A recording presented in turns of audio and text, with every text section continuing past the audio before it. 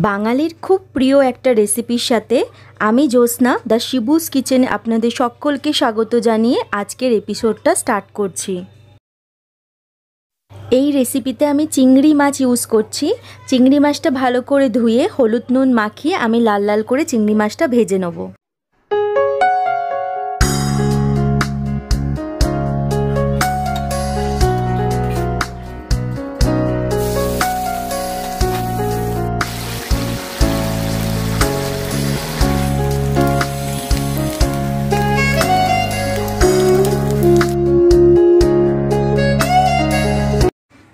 এবার যে তেলের মধ্যে চিংড়ি মাছটা ভাজলাম সেই তেলের মধ্যেই আমি ছোট ছোট করে রাখা পেঁয়াজ দিয়ে দিলাম।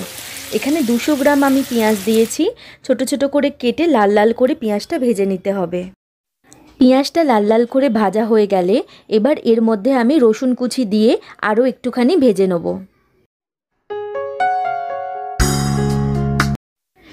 এবার এর মধ্যে আমি 5 থেকে 6 খানা কাঁচা লঙ্কা অ্যাড করে দিলাম। হালকা একটু নাড়াচাড়া করে আমি এর মধ্যে কেটে রাখা লাউ অ্যাড করে দেবো। লাউটা আগে থেকেই আমি ধুয়ে কেটে রেখেছিলাম। এবার এই পেঁয়াজের সাথে লাউটাকেও একটু আমি লাল লাল করে 5 মিনিটের মতন ভেজে নেব। এবার এক এক করে গুঁড়ো মশলাগুলো আমি অ্যাড করব। পরিমাণ মতন হলুদ গুঁড়ো দিয়ে দিলাম, তার সাথে সামান্য পরিমাণ একটু চিনি দিয়ে দিলাম।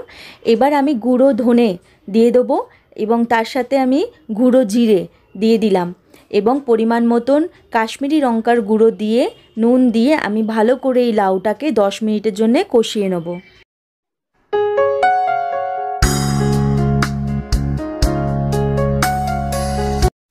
এবার এই লাউয়ের মধ্যে আমি আগে থেকে করে রাখা বাটা মশলা দিয়ে দেবো। এই মশলাটার মধ্যে আমি রসুন, পেঁয়াজ, টমেটো আর কাঁচা লঙ্কা দিয়েছি। ভালো করে আমি 10 মিনিটের জন্য আরও লাউটাকে কষিয়ে নেব।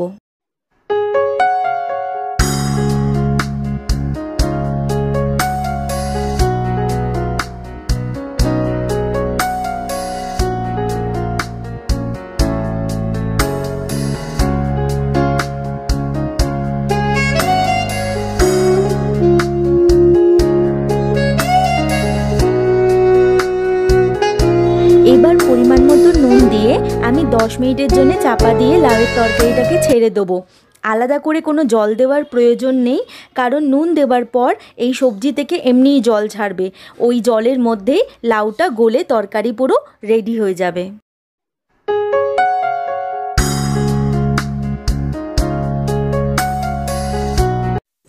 এবার এর মধ্যে আগে থেকে ভেজে রাখা চিংড়ি মাছগুলো আমি অ্যাড করে দিয়ে আরও 2 থেকে 3 মিনিটের জন্য তরকারিটা ফুটিয়ে নেব।